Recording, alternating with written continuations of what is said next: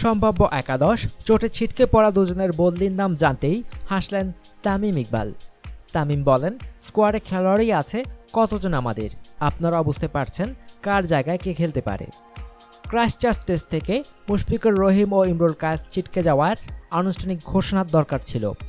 বদলি দুজনের নাম ঘটা করে বলার প্রয়োজন নেই, সহজেই অনুমান করা যায়।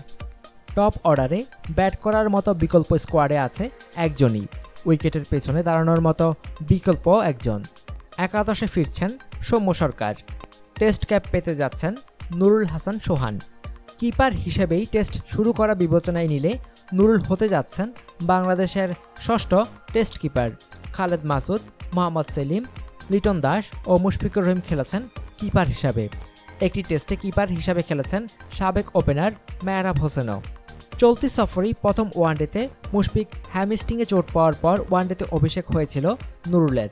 সেই দুই ওয়ানডেতে ব্যাট হাতে করেছিলেন 24 ও 44 রান। পরে খেলেছেন 3টি টি-20ও। রঙিন পোশাকের সিরিজে সেটির প্রতিফলনও ছিল তার নৈপুণ্যে। এবার নুরুলের সামনে বড় দৈর্ঘ্যের ক্রিকেটের চ্যালেঞ্জ, টি-20 দিয়ে আন্তর্জাতিক অভিষেক। বরাবরই সীমিত ওভারের স্পেশালিস্ট হিসাবে বিবেচনা করা হলেও ঘরোয়া ক্রিকেটে নুরুল সবচেয়ে ভালো পারফর্ম করেছেন প্রথম শ্রেণীর ক্রিকেটেই। 49 ম্যাচে 5টি সেঞ্চুরিতে 2425 রান তার 41.81 গড়ে। জাতীয় লিগে নিজের সর্বশেষ ম্যাচটিতেও দারুণ এক অপরাজিত সেঞ্চুরি করেছেন দুরূহ উইকেটে। সৌম্য টেস্ট খেলেছেন 3টি, তবে একটি প্রথমের স্বাদ পেতে যাচ্ছেন তিনিও।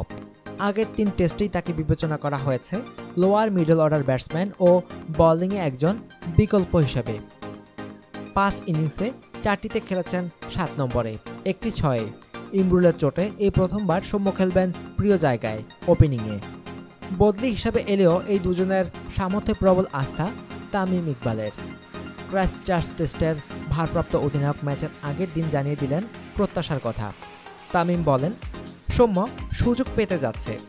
সর্বশেষ টি-20 দুইটিতে ওকে দারুণ মনে হয়েছে। আমি নিশ্চিত যে সুযোগ পেলে ও ভালো করবে। সোহানকেও আমরা ওয়ানডেতে দেখেছি। আমি মনে করি ওরা দুজনেই চ্যালেঞ্জটা নিতে প্রস্তুত। অনুগ্রহপূর্বক সংবাদটি শেয়ার করুন এবং খেলাধুলার সর্বশেষ খবর জানতে স্পোর্টস লাইট সাবস্ক্রাইব করে রাখুন। ধন্যবাদ।